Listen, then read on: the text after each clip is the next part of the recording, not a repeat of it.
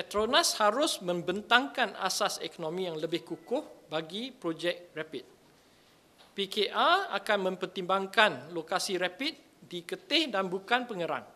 If we have to do this project for national interest, we will actually look at it. It makes more sense to do it in Ketih, put it that way. Ya? Sebab Ketih mempunyai kompleks industri petroleum Petronas yang sudah sedia ada. Dia memang mempunyai kemudahan pelabuhan. Ya? Ketih has a port facilities, infrastructure yang lengkap, road, electricity, water, everything is there. Dan tanah yang mencukupi untuk menampung Rapid. They have about 5,000 acres in Ketih is easily sufficient to put a scaled down Rapid in there. Ya? Ia juga berhampiran dengan kawasan perindustrian Gebeng dan pelabuhan Kuantan. So there's a major port nearby.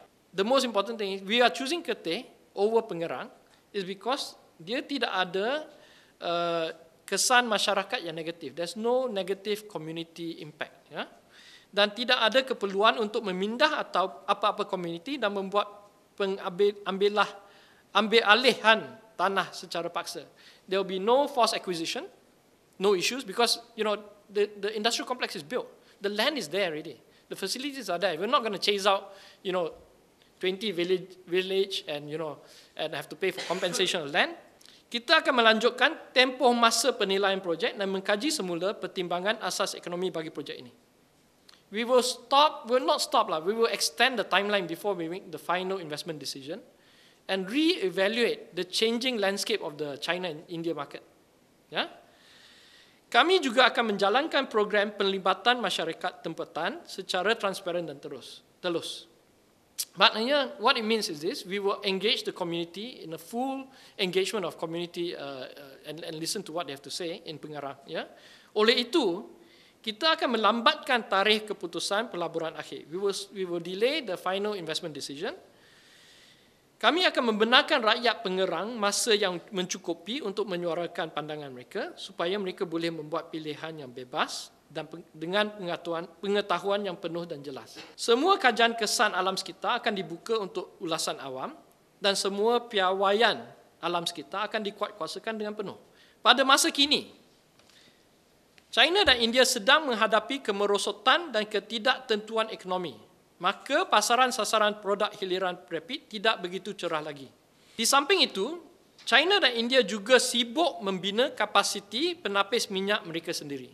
Sekiranya kemeluk ekonomi melanda China dan India, mereka akan memastikan penggunaan sektor hiliran domestik mereka diberi kepentingan dan memotong import produk hiliran luar negeri. Rapid adalah hanya salah satu daripada beberapa pemain serantau yang bersaing untuk membekalkan pasaran China dan India.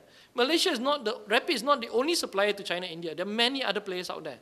South Korea has got big, massive petchem industry. They have big, massive refineries. The Saudi Arabia, massive, big ones. Yeah? We're not the only player targeting China and India. Oleh itu, memang ada kemungkinan risiko bahawa apabila Rapid mula beroperasi pada tahun 2016, Petronas has said that Rapid will be operational by 2016. What I'm afraid is, there is a risk, there is a real risk, China and India slowing down, they use their own refineries rather than outsiders, that our project, when it's completed in 26, will be a giant white elephant. Kenapakah kita masih bergegas ke hadapan untuk projek ini? Membuat pertaruhan besar-besaran 60 bilion apabila jelas terdapat banyak isu ketidakpastian pasaran China dan India.